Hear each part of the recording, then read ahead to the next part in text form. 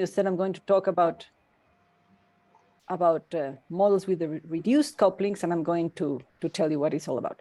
This is work I've been doing for several years now, mainly with George Supanos and Sven Heinemeier, and then Nick Trakas, and more recently with Jan Kalinowski, Wojciech Kotlarski, Gregory Patelis, and more collaborators.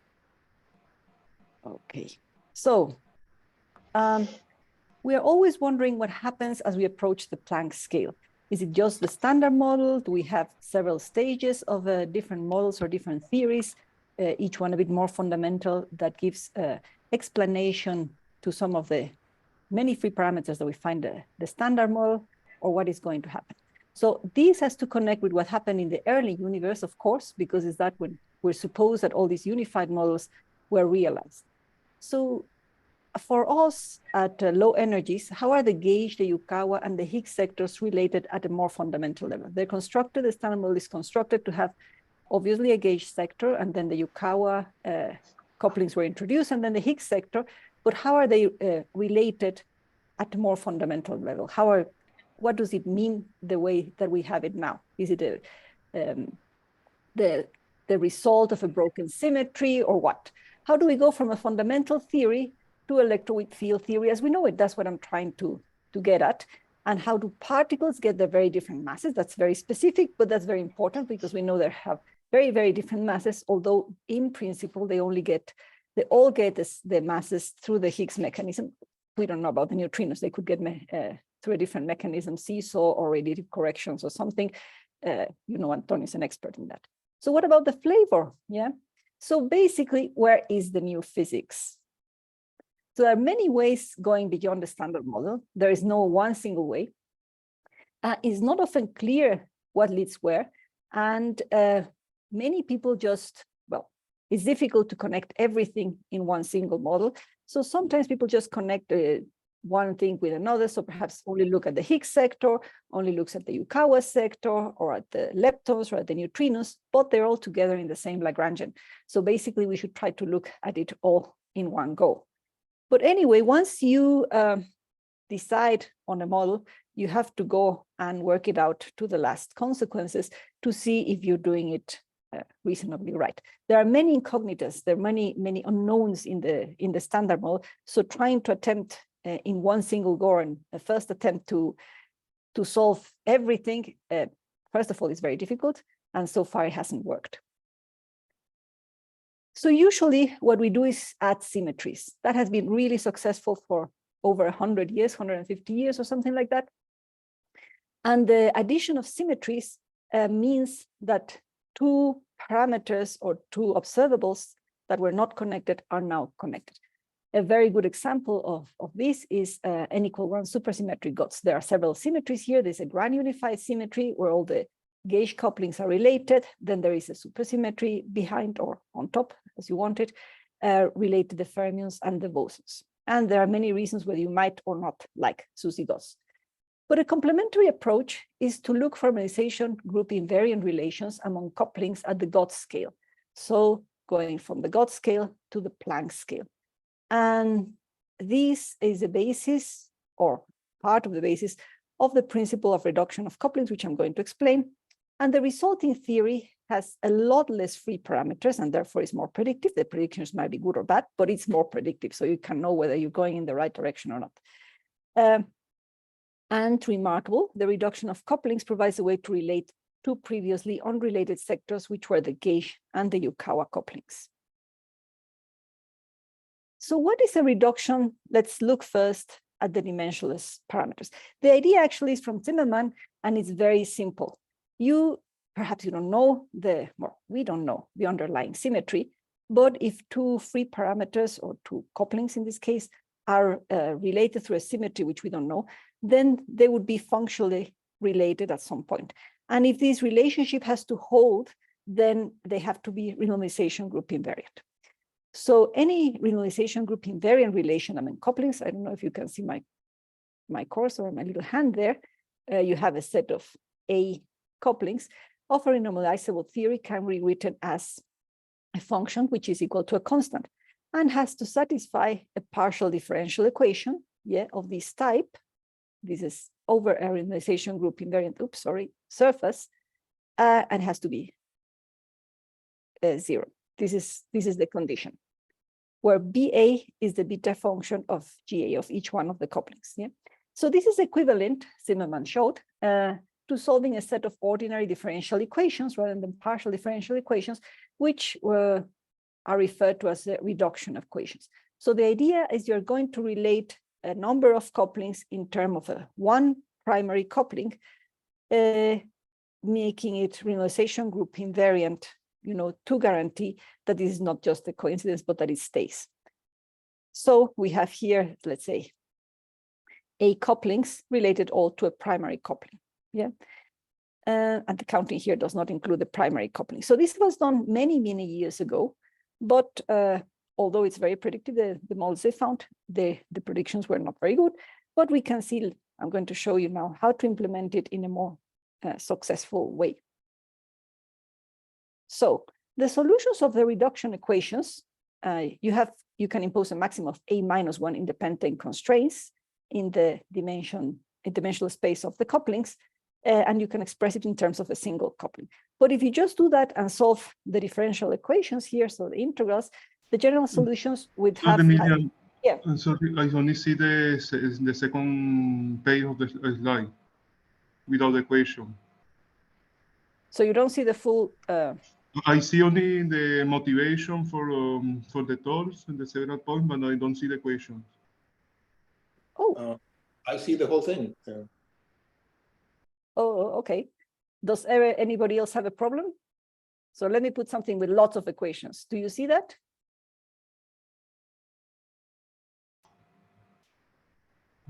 No. And the rest? Do you see the equations? Yes. Yeah, everything is fine. No. Okay, thank you. Maybe a problem with my Zoom.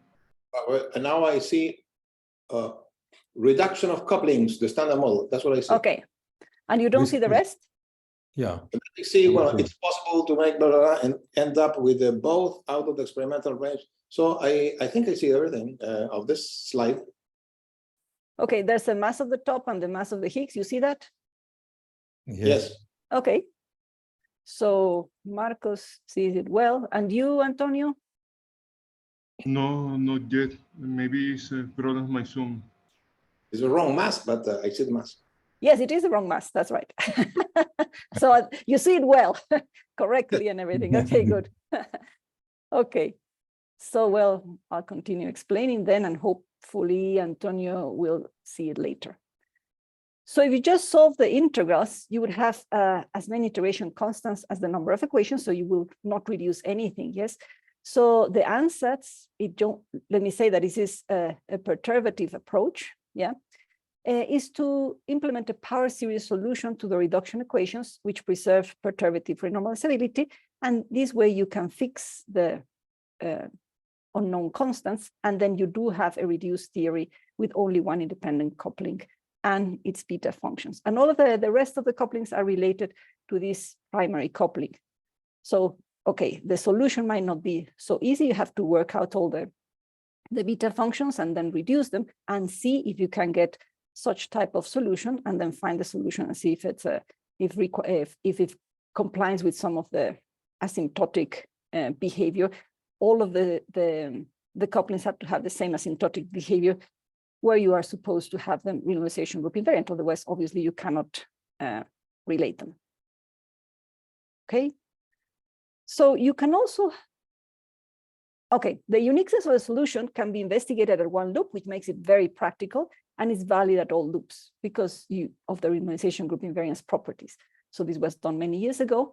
The complete reduction might be too restrictive, as you might imagine, so you can use only a subset of the couplings as renormalization group invariant constraints. But what it was later found out is SUSY, in general, the solutions are better behaved if you have supersymmetry because of the improved renormalization properties of SUSY.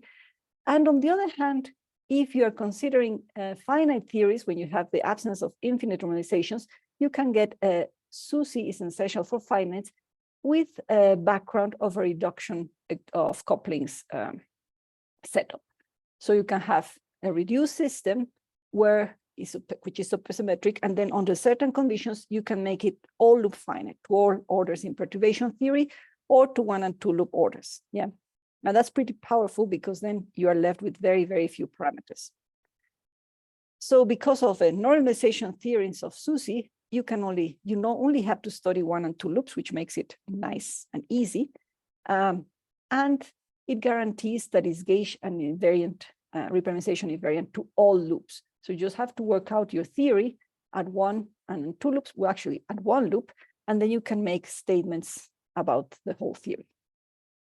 You can also make a partial reduction, asking, as I said, for a complete reduction is too much. So you can say, okay, only this set of parameters are going to be related to one coupling, and the reduced set has one independent coupling. You can, on top of that, add the non-reduced set of couplings as perturbations of the reduced system.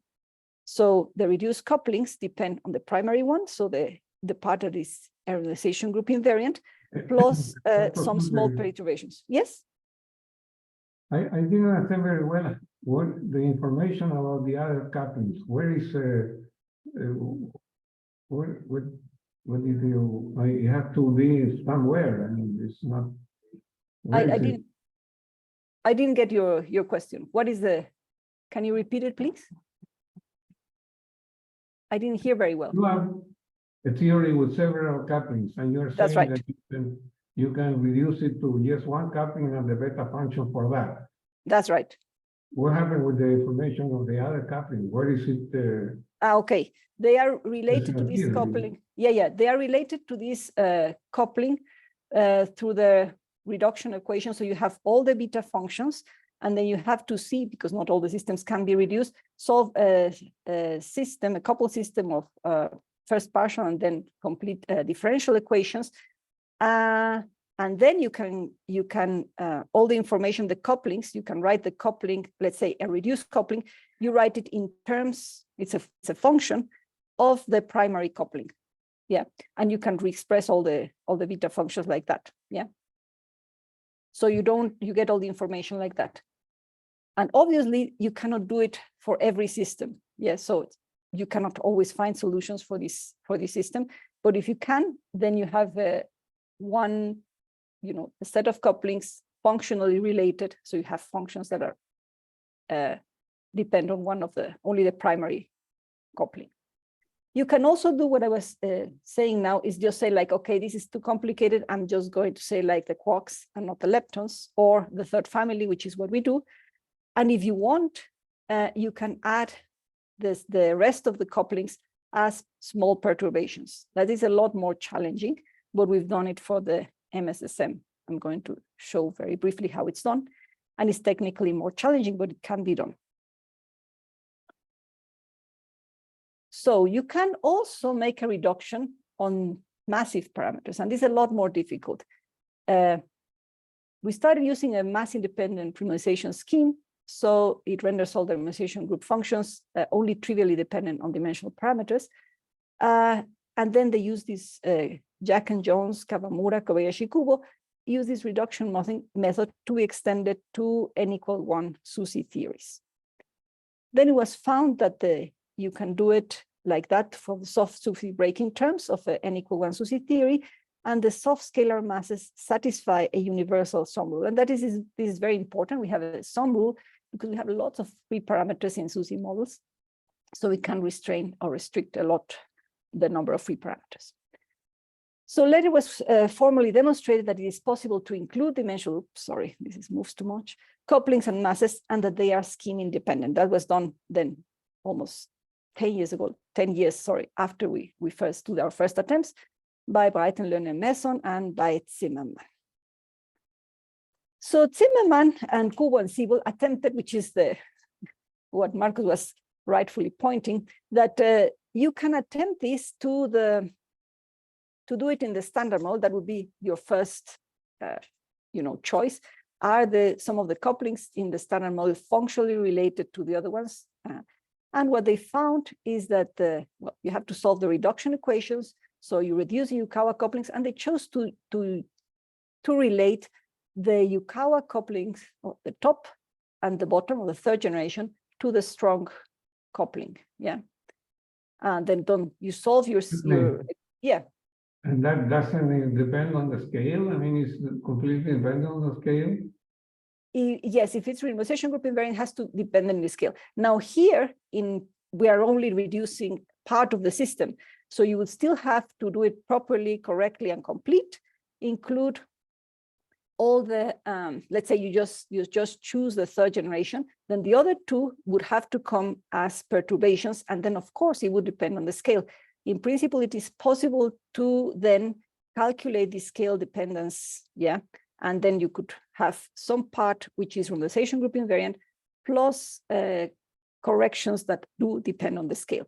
So, but the first attempt is to do, because this would be the main contribution to your masses, let's say in this case, to your couplings, you can try to do the first attempt and see how you get. If you get very far away from the mass, then you forget about it, because no amount of correction would give you the right values, right? So here, that's what they tried in 84 and 85, and then they didn't know what was the correct value of the top, of the bottom, or of the Higgs. So they had this prediction, which later was shown to be incorrect. But you can still do it, right? So they solve the reduction equations, and then you get a relationship between the top and the strong, like this is the ratio, and the Higgs coupling, the Higgs self-coupling, which would be this number here. This is the borderline in a renormalization group surface, which corresponds to Pendleton-Ross infrared fixed line. Of course, if you include the corrections due to a non-vanishing gauge couplings up to 2 loops, you could do it any loop, but then okay, it would go smaller and smaller, changing this relationship, and gives you these values for the top and the Higgs. So they did it, is technically challenged. Now now we know that these values are wrong. Yeah, these are both weight to light. Let me make a statement here. Without supersymmetry, Denner many years ago, after this guy, like 89 or something, attempted the same with a 2 Higgs doublet model. And again, he got masses which are a bit too light. And then we attempted to do it very recently, a few months ago, without supersymmetry for, again, redo the calculation of Denner, and then to see if we could extend to multi-Higgs doublet models. And what we found is interesting. First of all, you need to have some underlying unified symmetry at high scales. Otherwise, you cannot satisfy the conditions that they all run. I mean, that they all unify. Yeah. How do you get these masses from the loops, inside the loops? I mean, they're appearing in the loops. That's why you get so here, yeah, here you have a relationship between the top Yukawa coupling and the strong Yukawa coupling. Yeah. So from that, if you fix the value, if you know the value of the strong Yukawa coupling, then you can immediately at tree level infer the value of the top, right? Then you can include, this was, let's say like this is at tree level, and then you have to include the corrections. That is a very long expressions. Yes, from the loops, you have to go out to the beta functions, and then you have to assume some stability conditions at high energy, and then you have to calculate the corrections and incorporate them in this scheme, and then you can get to this value. That's correct. But interestingly enough, if you add a lot of Higgs doublets without SUSY, you need an underlying unified symmetry, whichever you want, because otherwise they wouldn't satisfy the fact that at some point they have to have the same asymptotic behavior. But you would need like 30 Higgses to get to the right values. So it seems that without any of the symmetries or any other matter content, just adding a lot of Higgses, it doesn't work just like that. It could be that you add more other things, or you can, this is just for the third family, you could try to incorporate, say, the leptonic sector or something. Nobody has attempted that. Now, if you add SUSY, the relationships change, and many of the reduced systems, even toy models, imply as a solution supersymmetry, even if you were not assuming it a priori. See, so it improves the predictions, surprisingly. So SUSY and reduction of couplings seem natural, or at least better than without supersymmetry. So I'm not going to go here and why SUSY should be good or bad. It was praise a solution to the hierarchy problem, but it certainly has better renormalization properties than a non-supersymmetric field theory.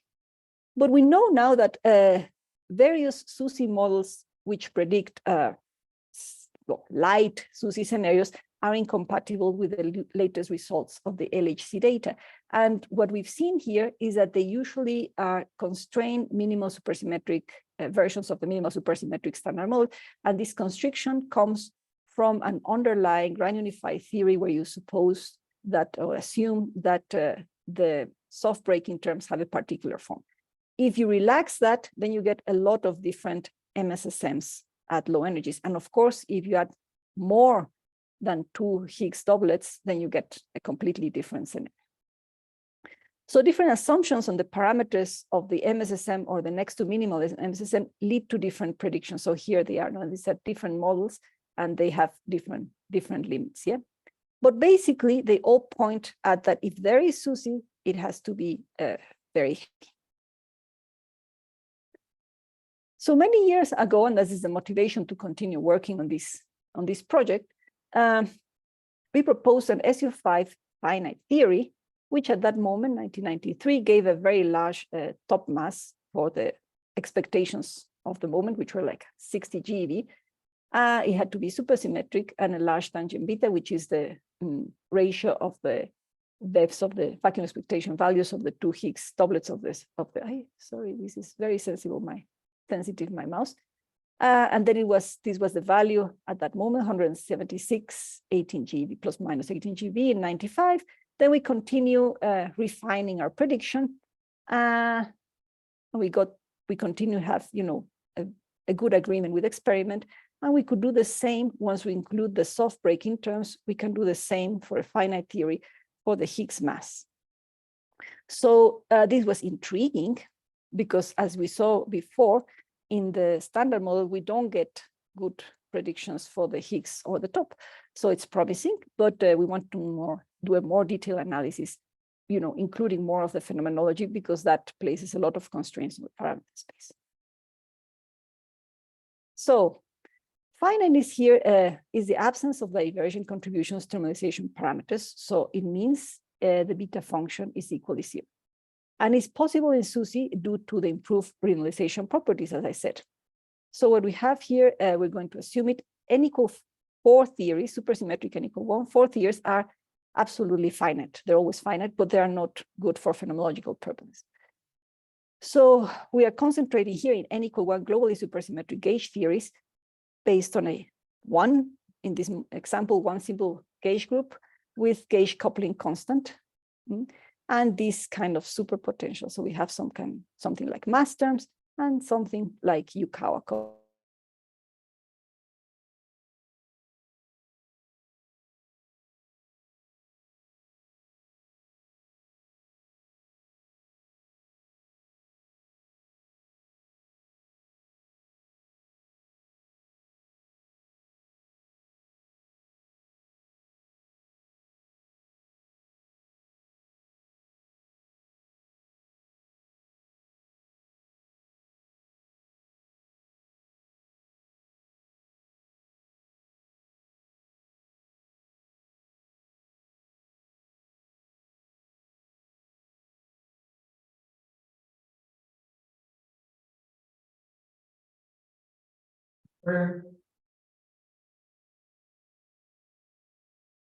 Computer of Myriam got turning off, but she will turn it on, so I think she will be reconnected in a couple of minutes.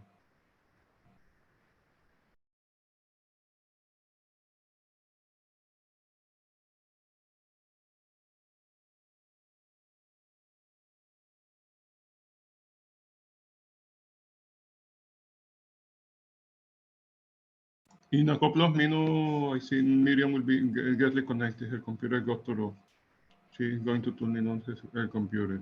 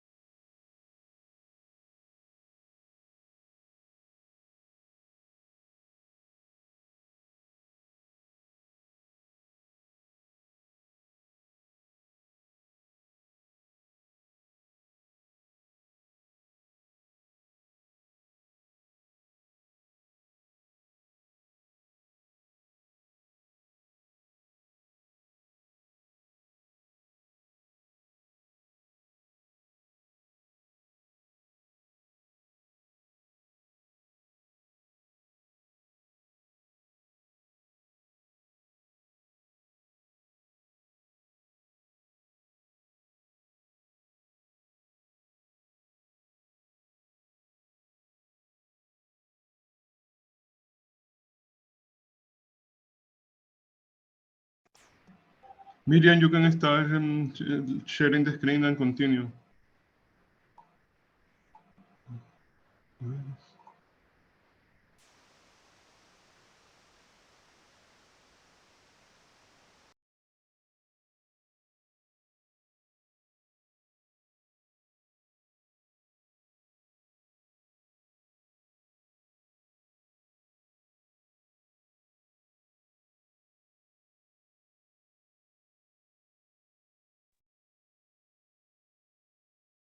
Sorry about that. My laptop just died on me. So let me look for my presentation.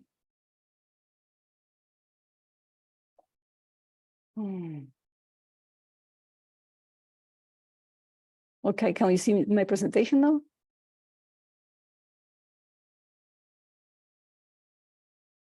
Can you hear me? I see the part of the slide, but I think it's my problem on my Zoom. Okay, and the rest of you can see it properly and hear me? Yes, we can Okay, see good. and hear properly. Yes. Okay. So as I was saying, let me make this smaller here. We have the superpotential, and requiring one loop finiteness implies the vanishing of the beta coupling, of the gauge beta coupling out of the anomalous dimensions at one loop. And it gives this following relationship here. So it relates the quadratic Casimir invariant with the Dynkin index of the group, of the unified group, which restricts the matter content and the gauge groups we can have. And the vanishing of the anomalous dimensions gives a straightforward relation. Yes. And the vanishing of the beta function, is that because of conformal symmetry or something like that? That is exactly correct. These finite theories turn out to be not only finite, that is scale invariant, but the dimensionless part is also conformally invariant. Correct. So you have a relationship within then the Yukawa couplings and the gauge coupling if you impose this condition.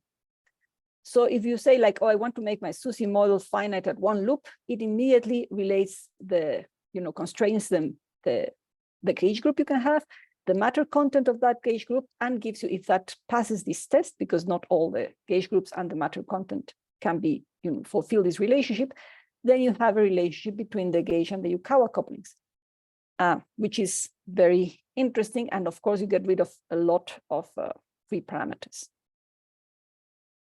Okay, so one loop finiteness implies two loop finiteness. As I said, it restricts the choice of irreducible representations, cannot be applied to the SUSY standard model because the Casimir of the U1 is equal to 0, and then you have this, you wouldn't be able to fulfill this relationship here. It would be a sum of terms non-zero equal to 0, which is not possible.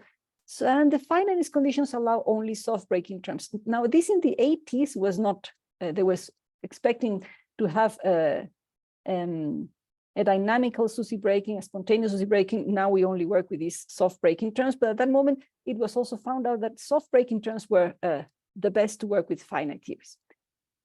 Then Lucchesi, Piguet, and Siebold made a all-loop finite theorem, which I'm only going to state here. I'm not going to show it. First, the one-loop finiteness condition must be satisfied. The Yukawa couplings must be a formal power series in the primary coupling, or the strong coupling, it's a unified group, so this would be the strong or the weak or the electromagnetic couple, because they're all in one unified group. And this is a solution of the reduction equations. So in order to be able to achieve this all-loop finiteness, we have to have a reduction equations. It's a perturbative approach, and we have to have an underlying system of reduction of equations whose solution is a power series solution, which also tells you that it's scale invariant, which is isolated and non-degenerate.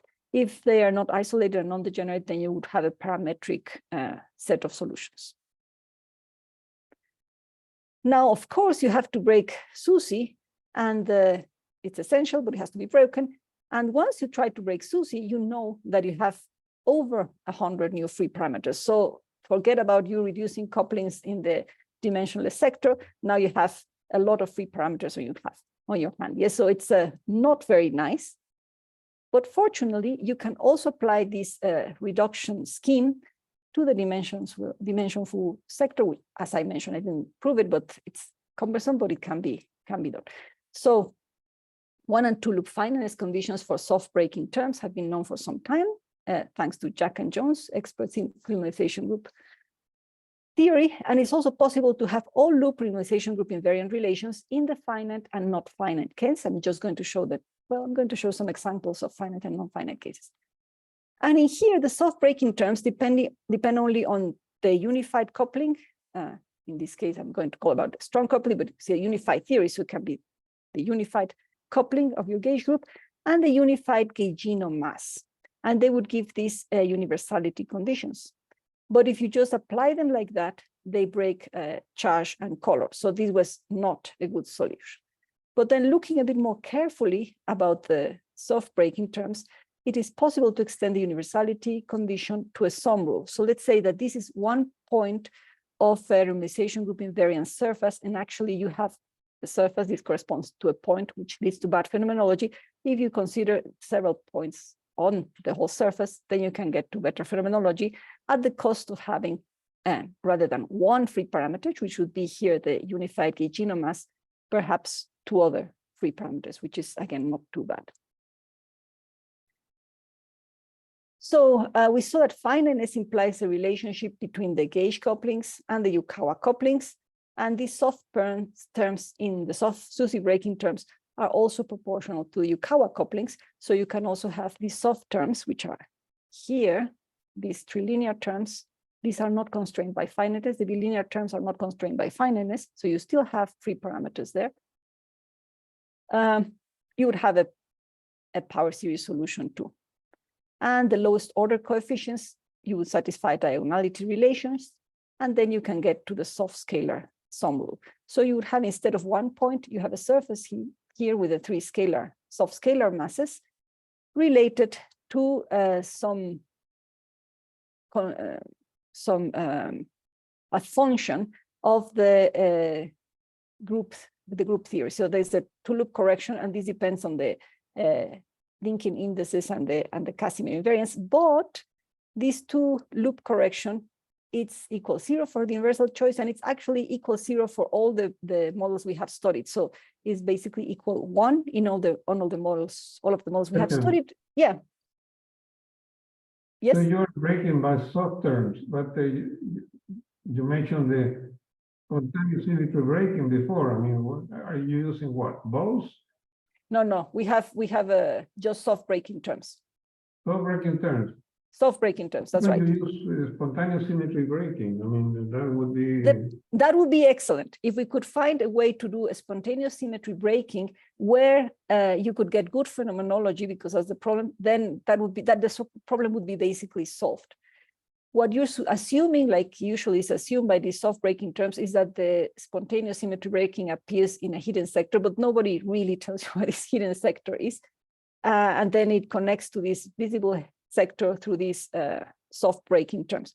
What we've done, we haven't finished, is looked at the soft breaking terms in general, and then see how, what are the conditions of the Kähler manifold that would lead you, if you do a reduction of couplings, that would lead you to this kind of soft breaking terms. And that's a student of mine working on that. And you have to have some assumptions of gravity suppression, which would be reasonable, but we haven't finished the demonstration of that. But obviously the best thing would be for any SUSY theory to have dynamical symmetry breaking. So we are assuming here, as it's usually done, that it's somewhere in a hidden sector, which is again a bit sweeping the problem under the carpet. But at least we have these soft breaking terms, which could be in principle 120 or something. It's reduced under some considerations with minimal supergravity to 5. But here we don't have exactly that. If you have one point in the renormalization group surface, you have minimal supergravity. If you have the whole surface, you have these sum rules. So at least they're constrained like that. Again, they're scale invariant, but obviously they're not conformal invariant because we have a mass scale here. This is satisfying a certain class of orbifold models, if any of you like to compactify models, where you have the massive states organized into n=4 supermultiplets, and this happens because n=4 form is exactly finite. So SU5 models have been studied extensively in the past by many different people, by us too. And there are many curious things about them. One of the above coincides with a non-standard Calabi-Yau, but not many people have not studied this kind of Calabi-Yaus. There are some finite theories from compactified string models with bad phenomenology. There are criteria for getting fine theories from brains, but I don't think anybody has actually gone from all the way to do it from brains to a working finite theory. There are models with n=2 finiteness, again, not with good phenomenology. There are models involving 3 generations. I'm going to show one. There are some models with SUn to the k, which are finite if and only if they have 3 generations. So if you impose they have 3 generations, they're finite, and if they're finite, they have 3 generations. That's very nice. And the good phenomenology is precisely with the trinification model. All of these are SUSY models. There's relationship between commutative field theories and finiteness. There's proof of conformal invariance in finite theories. This is not exactly the same way to get to finiteness, but eventually it leads to the same kind of theories by Casako. And there are inflation from effects of curvature that break finiteness in a setup like the one we have studied by Elizalde, Oditsov, and colleagues. So I'm going to give an example. I'm not going to get into all the... So you are including gravity at certain point? I mean, some people at least are including gravity, is that what you're saying? So far, nobody has included gravity in a working setup. So there's some of these people have found criteria to getting from a, like, let's say, a superstring model to a finite theory, but none of the models studied so far are good phenomenologically. Now, it would be worth studying, but it's very involved. I work in compactification many years ago, and that has evolved. The field has evolved enormously. Probably this, which was done by Hanani, Strasler, and Uranga many years ago, could have a chance of getting to a proper or a nice theory. I don't know. The problem is I have other problems from the string compactification setup, which, I don't know how they're doing it, or if anybody has really looked at it. It would be interesting because then you would have the conditions for having something that would include gravity at a higher level. So I'm just going to show 2 examples, one that doesn't work and one that it works, and they come from the same type of SU5 finite theory. This is the matter content that it's allowed by the first by the vanishing of the gauge beta function. And you see this is necessary to have 3 generations. We have a lot of 5 + 5 bars in the irreducible representations, which means we have basically 4 sets of Higgs doublets, 4 up and 4 down type, plus a 24 in the adjoint. In this case, the soft scalar masses obey a sum rule, as I said. At the Gauss scale, the gauge symmetry is broken, and we are left with the MSSM. At the same time, finiteness is broken because obviously the MSSM is not finite.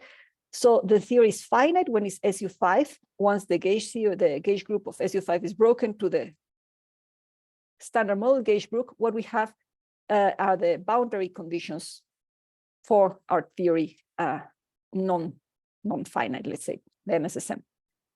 And we are just going to do reduction in the 3rd generation, and we're not going to worry about the corrections coming from the other 2 generations. And here the difference between the 2 models is the way they connect to the Higgses. The Higgs is coupled to the 24 because you are going to use the vacuum expectation value of the 24 to break down to the MSSN with fine tuning. So we don't get any improvement there. We still have the fine tuning that we usually get in the SU5 model. It's not a minimal SU5, and this is important to say because minimal SU5 SUSY or non-SUSY, it's not good because of the proton decay constraints, but non-minimal SUSY, minimal is on the border, but non-minimal SUSY, it works. This is the superpotential which describes the 2 models, and now we have to do all the machinery and find isolated and non-degenerate solution to the finiteness conditions. That is a lot of work there, but it's doable. You know your group theory and your field theory, and the unique solution to be able to make the theory all loop finite implies you have discrete symmetries, which we have put of this type of set type of symmetries, yes? And we are doing only partial reduction. So we have, I'm going to spare you all the calculations. We get two models, and what we have here is a relationship between, in the third generation, between the Yukawa couplings, top, bottom, and tau. These are unified because it's SU5, and the gauge coupling, which, if we're going from bottom up, would be the alpha strong, it'd be any of the three because they're unified. Yeah. We have the sum rule, which gives us three parameters here, two here in these two sum rules, and the unified gaugino mass. So we have three free parameters in the soft breaking sector compared to 5 in the constrained MSSM and to 120 or 210 in the unconstrained MSSM. Surprisingly enough, model B works better with less free parameters, only 2 in the soft breaking sector, because we have 3 sum rules. And different boundary conditions or different relationships between the Yukawa couplings of the top, bottom, and tau, and the gauge coupling. So what you have here is an SU5 grand unified theory, finite, which we constructed to be finite to all loops. You have a relationship for the Yukawa couplings at the unification scale, which serves as the boundary condition once you break the gauge group of SU5 to the MSSM, and then you can use the normalization group equations of the MSSM to run down to, electroweak scales and compare with the experiment. So how we do it here is we fix the tau, the Yukawa coupling of the tau here downstairs, which gives us, because they're related with the bottom and the top here, gives us the ratio, the vacuum expectation, the ratio of the vacuum expectation values of the 2 Higgs doublets, and then we can predict these 2 masses. So we fix one parameter here, and we extract these 2 with fixed boundary conditions for these. We assume that it's a unique SUSY breaking scale. Yeah, we assume that we are going to look only at the solutions who have the lightest supersymmetric particle neutral. The solutions we assume that are compatible with the radiative electroweak breaking. That means that the electroweak breaking of the normal Higgs standard model is induced through radiative correction from the SUSY sector. And we obviously cannot have fast protonic decay. Actually, this is the first thing you have to check. We allow for a 5% variation. We're being conservative here of the gauge of the Yukawa couplings at the God scale due to a known, this is a partial, this is a reduction only on the third generation. We are not considering the other 2, and we are not considering gravity effects, which in principle should all be there. Okay, so we're going to allow 5 plus minus 5%. And then once we include the soft breaking terms, we will include radiative corrections to the bottom and the tau, and these are very important because they are large. And we estimate the theoretical uncertainties. So these were the first graphs many years ago. And the thing is, here you could see that they select, these are the experimental values for the top and for the bottom. And then you can see that why I say that one is discarded, the mass of the top in FOT A is way too big, it's 185. Then the FOT B is close to, well, it's in the experimental range. So we can say like, okay, they are boundary conditions. There are 2 models, they're very similar, but they couple differently to the 24, and already they give different predictions at low energies. So we stay with FOT B, yeah, and with a Higgsino term, which is negative, because this is the one that is proportional to radiative corrections for the bottom. So now that they have discovered the bottom and we know the value of the top, we changed it. Many years ago, this was a prediction. Now we say, okay, now we know what the value is, and the experimental value is very, very well known. So now we're going to, and the free parameters come now from the soft breaking sector. So we're going to just look at the right masses for the top and the bottom. We are going to put as constraints at the electroweak scale the B physics observables, which are really restrictive.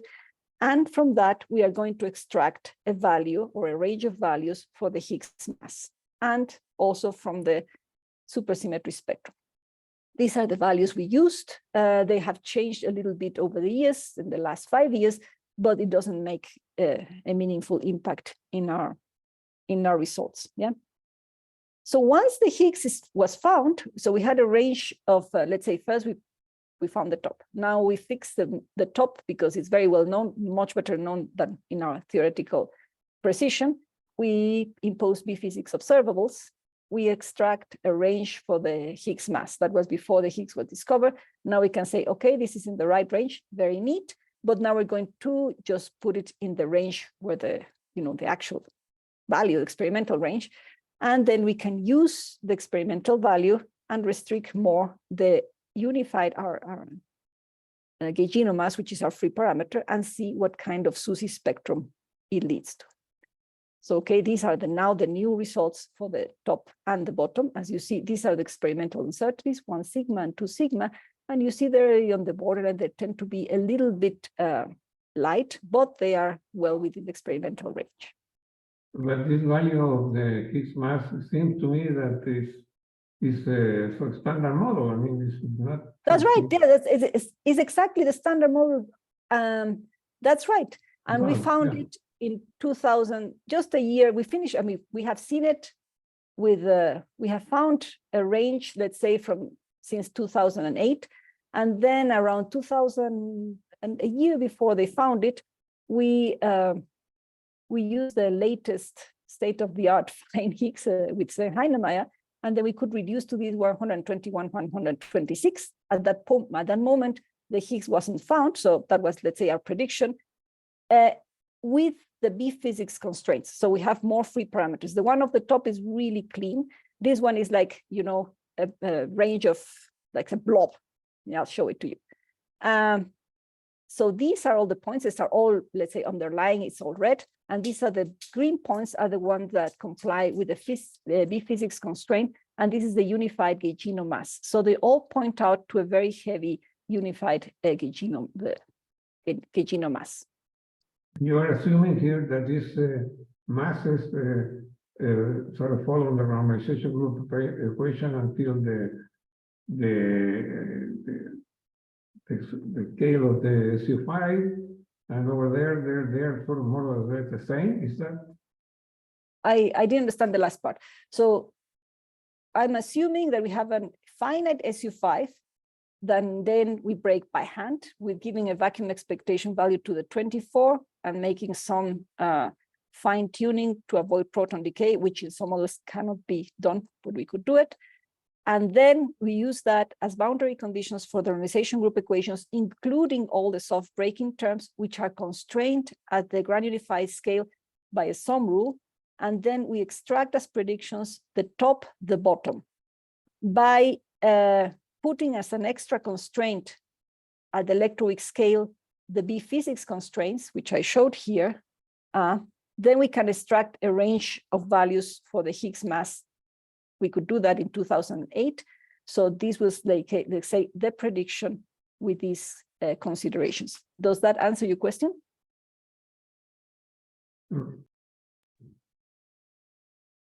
Yep.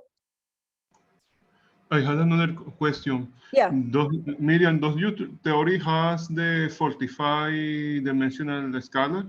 No, you cannot have a 45 because then you cannot satisfy the constraint, the first constraint that the vanishing, the beta function of the gauge coupling is vanishing.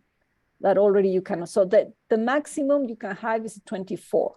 It would be really nice if you could find a model with a 45, but no, we haven't found one. Actually, it doesn't satisfy that. You can find models with SU6, for instance. I don't know, I haven't worked on those, but there's a table of all possible models that we made many years ago. Yeah, the point is that sometimes you find models with 2 generations, which obviously are not good or so on. The one that has SU5 and 3 generations is this one. But then yes. Sorry, Myriam, in order to explain the difference between the downward masses and Charleston masses, you extend the fermion sector given that you are not having the 45? Or just by the renormalization group cloning, they get different? Yeah. We're just working with the 3rd generation. So we do a partial reduction and we're forgetting all the corrections that would come from the other 2. We have attempted, or we are attempting now to do it with 3 generations. It gets a lot more complicated. And what you get is not finished, but what you get is that the other 2 generations, you get them in the right order of magnitude. And the third you get within experimental constraints, and the second one you don't, you get just the right amount, or the right order of magnitude, but I think heavier. But it's just work in progress. But right now, this is just the third generation. Yeah. The blobs, Okay. yeah. The blobs is, yeah. So for addressing this double triplet splitting problem, yeah, you in the scalar sector or yes, or absolutely. No, when we address the doublet, it's a fine tuning with the doublet triplet splitting. We use the fact that we have more than one Higgs, so you can get a rotation of the Higgs sector and then fiddle with the parameters. It's also a fine tuning. Unfortunately, we haven't found a way of avoiding this fine tuning that you have with the SU5 that is broken through a 24. So that's it. Now the good thing is that we can get it, because not all models can get it, but it's still I would say ugly in that respect. We use the fact that all the bilinear terms are not constrained by finiteness. So here this blob comes, it in principle should be aligned, but this comes because we have M as a free parameter, and we don't have one, we have several values of M that are possible through the sum rule, right? And this is the prediction for the Higgs mass. Now we have something that goes between 124 and 127. Yeah. We can constrain now this blob here with the actual value of the Higgs mass, 125 plus 1. This is even better known now. This was done a couple of years ago. And we get the SUSY spectrum. And this is, well, perhaps you cannot see, it's a bit too small, but everything is above 1 TeV. So this is not accessible to the current accelerators.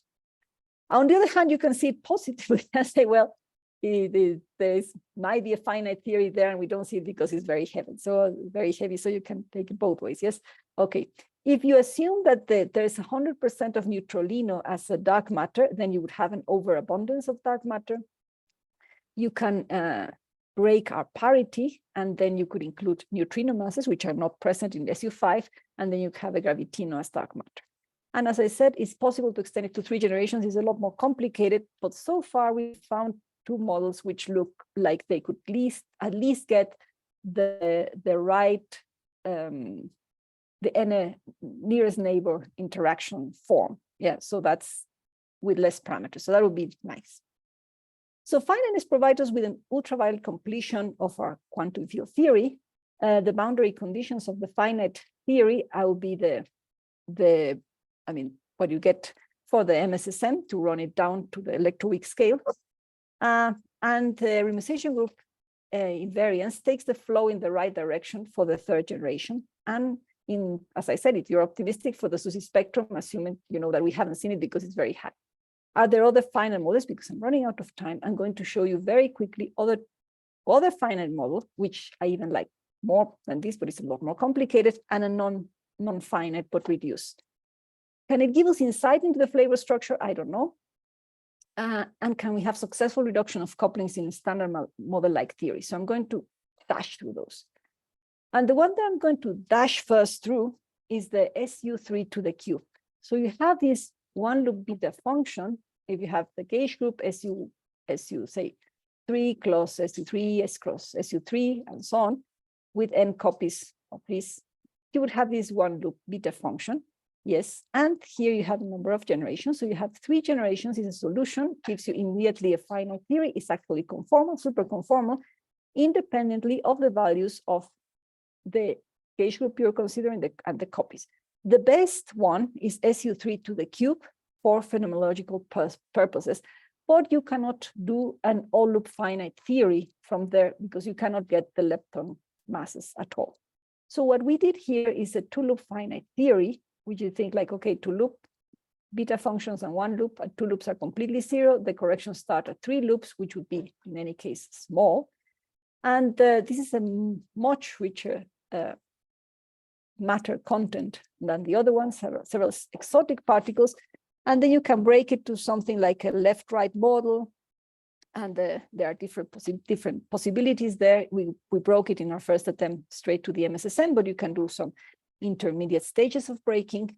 But what is nice, at least to me, is that you have a superconformal theory, which implies 3 generations on top of that. You have, again, in the third generation, only looking at the third generation, good top and bottom masses. It's easier to, it's more natural to include the other 2 than the other one. It's not easier technically. You also have a large tangent beta and a heavy SUSY spectrum. You have more naturally the possibility of having neutrino masses, and that's what makes it also more attractive, and is consistent with the seesaw mechanism. So here you have, it's a parametric solution. We have a parameter, free parameter, which is R. So what we did is look at what values of R gave us simultaneously a good range for the top and a good range for the bottom. It is not automatic that they were going to give it, because you have a, let me see, I didn't put the, yes, here. This is the proportionality constant between the top and the bottom, top and the bottom. So there's not a priori, immediate that we're going to have an R which gives us both top and bottom simultaneously in the experimental range, but there is a range. Here it is, 0.65 to 0.75. And again, we vary 5 parameters. So we have R, which is our parameter for the dimension of the sector, and 4 of the parameters from the sum rule. And the green points are the ones that satisfy the B physics constraint. So it reduces them a bit, but not a lot. And again, we get a prediction for the Higgs mass. In this case, with the B physics constraint, is more or less 122 to 127. Yeah. So here is it. Again, this is because we have more than one free parameter. Well, M, that depends on the some scalar soft rule in the soft breaking sector. And this is the Higgs mass theoretical uncertainty. Again, we have too much cold dark matter if 100% of it is the neutralino, and other mechanisms can be incorporated, or you can add some discrete symmetries that produce a different, or make a different lightest supersymmetric particle, so you can restrain there your free parameters. And now these are both unified theories, one with only one group, the other one a product of groups, one at all loops, one at 2 loops, and then we did a reduction of the MSSM, right? Assuming that there is an underlying unified group, otherwise you don't get the right asymptotic behavior. So I'm going to spare you all the details. It is possible, it's a lot more challenging technically. So here you would have a part of the MSSM which is reduced, which would be the 3rd generation again. So this would be the part that is proportionally to the strong coupling at high energies. And here would come all the parts which are as including the other 2 generations and the leptons, which are not reduced, as corrections. And these can be calculated at all orders in perturbation theory. So this is a very neat theory where you would have the reduced MSSM. You have some part of the MSSM which is renormalization grouping very reduced, but it receives corrections that are scale dependent and which can be calculated. So you can calculate that. Is a lot of work, but it's possible to do it. And again, you can do it also for the soft breaking part.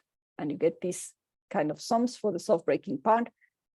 You have also the sum rule, and here it depends on these parameters, which would be exactly these 2/3 or 1 minus 1/3 at the unification point. You're assuming an underlying unified theory. So the reduced MSSM, it's very nice in the sense that it will just the MSSM, but with a core reduction. You have the top and the bottom again in the right range of masses. You have a prediction for the Higgs, which is 125, 127 again. And what you have is that the supersymmetry spectrum is the lightest of them, and it's very, very, very well constrained. So this reduced system is also constrained by B physics, yeah. And from the three models I'm showing, this is the one that has the lightest supersymmetric spectrum. So it will be the one that in principle has the best chances to be observed in the near future. Unfortunately, it's discarded because of that. Okay, so what we have now is several possible models. I didn't show the minimal SU5. There were first predictions.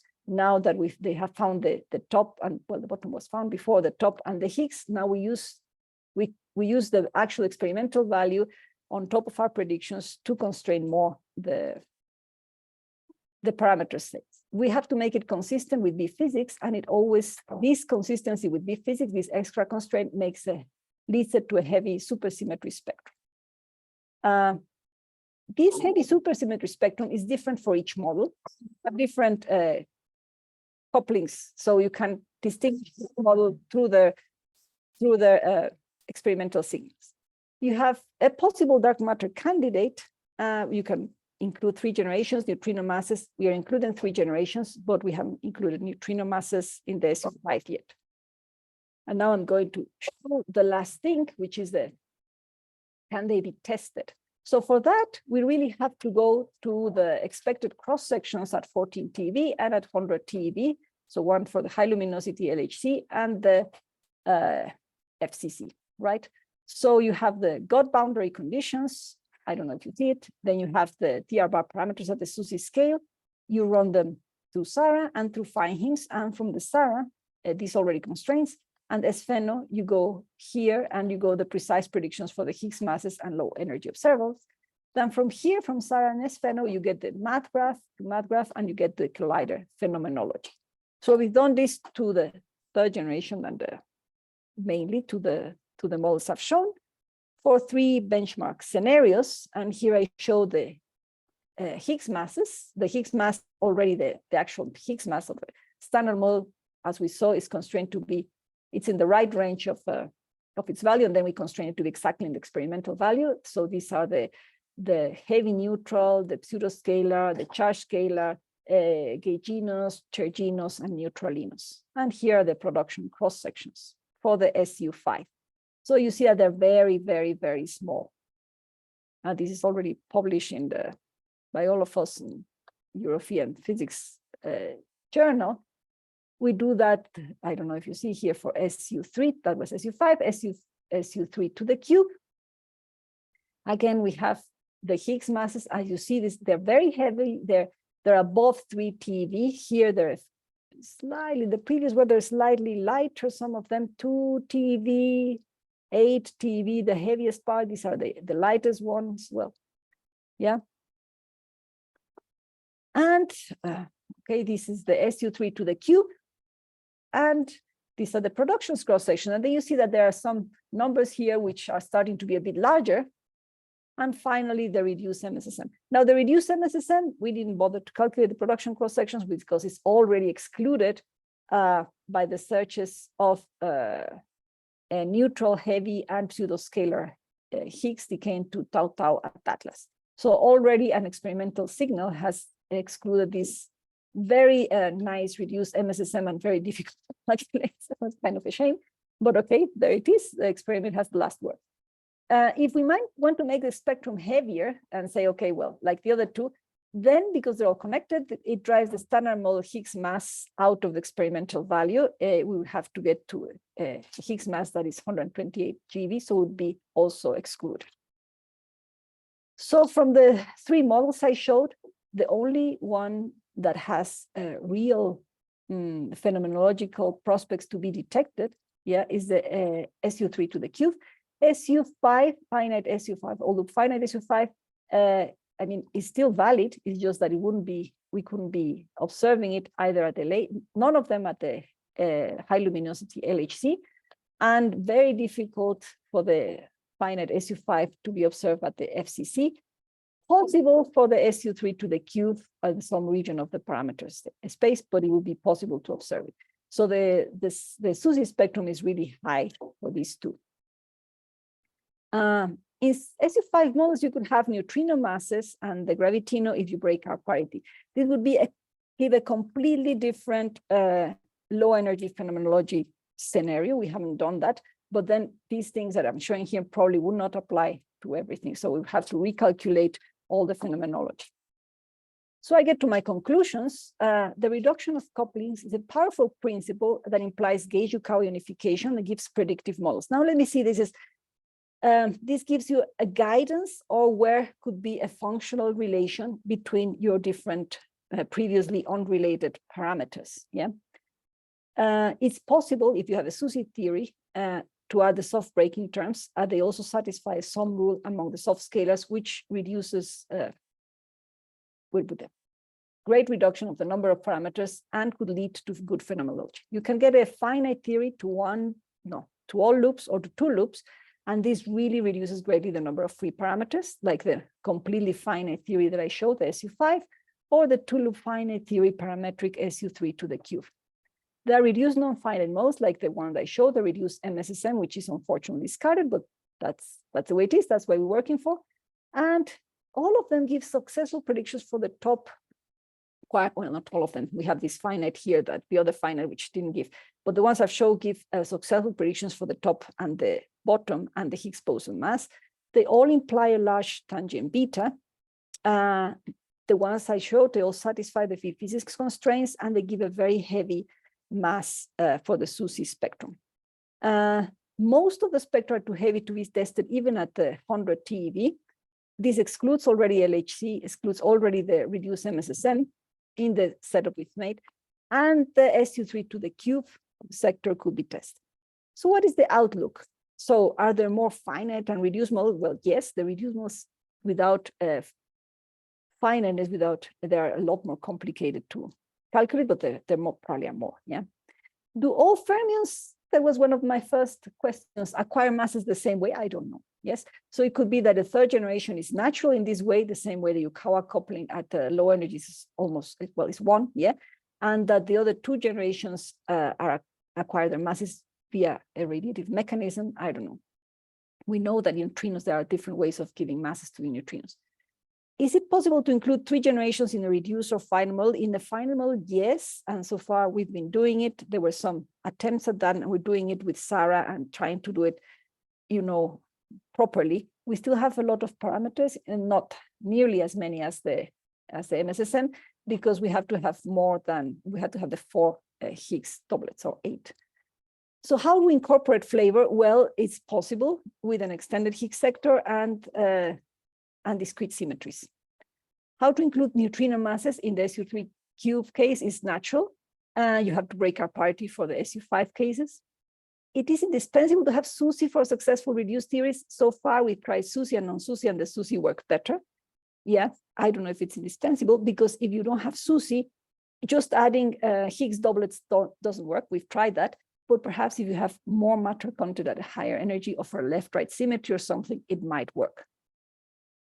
So the question is yes, it gives a very powerful method to relate functionally through the merization group invariance different couplings. So is there a better use, how to make a better use of this reduction of couplings to finding underlying symmetries? The drawback is you have to add by hand or guess at the matter content. But once you sort of have other guidance, like in the case of SU5 or SU3 to the cube, then it is really powerful method. So I stop here. Thank you very much. Thank you very much, Myriam, for the very nice and very complete talk. Question from the audience? I have a question. Sure. In the case of finite series, it seems to me that your guiding principle was that the beta function has to be equal to 0, right? Yeah. Because you can put that in more general terms, that they have to be conformal symmetry of all the terms that you're putting, even the soft breaking terms. I think that's a better way to say it, I guess. Yeah, okay, you can, yeah, that's right. Actually, it implies that it's conformal. From the renormalization properties of the theories, in supersymmetry, the absence of infinite normalizations, if you go and look at the structure of the field theory, it implies that they're conformal. So they're really nice. So you can put it like that. I want it to be super conformal, and then is automatically finite. Yes, and it will lead to the same constraints. In the soft breaking terms, you have a mass term, so it cannot be conformal, but it's still scale invariant. And it looks like, because we haven't, you know, it's we have to make a lot of assumptions, but if you look at it from the other side, from, you know, from a hidden sector with a scalar potential and gravity, it looks like under some conditions, you could get to a reduction equation with an anomaly mediation breaking terms. So we still have to write down properly with a more formality. But here, you would be the assumption that you're making. We want it to be conformal, well, super conformal, or at least scale invariant in the soft breaking sector, and then it would lead to the, naturally, to the finiteness, all loop finiteness. So that I find it's a very, at least for me, it's a very powerful motivation to look at these theories. Nice, let's say it's a very beautiful part of these field theories, and the very, very strongly, you know, motivation to continue working on it, that leads to good phenomenology in the third generation. That is not trivial, because you have these fixed constants that couple, you know, like this proportionality constant between the gauge coupling and the Yukawa couplings. That could be anything, could have been 1/100, 3,000 or whatever, and they would have given awful phenomenology. But the good models all have, actually they all lead to the right region in parameter space, and it's the way the Higgses enter their coupling to the soft breaking, to the breaking, the gauge breaking and the soft breaking, that give the difference between the models. So another part which I think is very interesting, would be very interesting to understand, is the soft breaking terms and the role of the scalars there, because that's what's making the difference here in the low energy predictions. I think I have another sort of remark that you are mostly use the collider sort of constraints, phenomenological constraints. Obviously, there are many others. I mean, you mentioned a little bit about flavor, symmetries, and all that, but there are also precision observables and stuff like that. But okay. Yes. I think that's right. I think right now with the Higgs bounds, these models already pass the Higgs bounds, which of course it'll give a good phenomenology, because our Higgs is the Higgs of the Standard Model, and the other ones are very heavy. But okay, they passed already through Higgs bounds. And yes, so it would be, for the working models, it would be interesting to see if there are other constraints, other observables, which don't necessarily have to go all the way to the FCC, which could lead us into the right direction, at the same time that we're looking to these conformal properties of the field theories at the high energies. Okay, thank you. Yeah. Thank you very much, Myriam, for the very nice talk. Any more questions from the audience? You're welcome. We're very happy to have you as a speaker, Myriam. You gave a very nice seminar. I'm very happy to be talking about my work, having you there listening to me for an hour. Yes. If there are no more questions, we send the speaker, we send Myriam again for the excellent talk and very complete talk, and we meet at the next seminar. Thank you very much, Myriam. Thank you for listening to me. Yeah. Regards to Lucas. Yes, Lucas is with COVID right now. Not too bad, just like a big cold. So we're confined at home. I haven't had any symptoms, so I think I'm safe. But yeah, I'll send him your regards. Thank you very much. It's nice to see you again. Yeah, I hopefully see you either here or there soon. Yes. Hasta luego. Hasta luego. Que estés muy bien.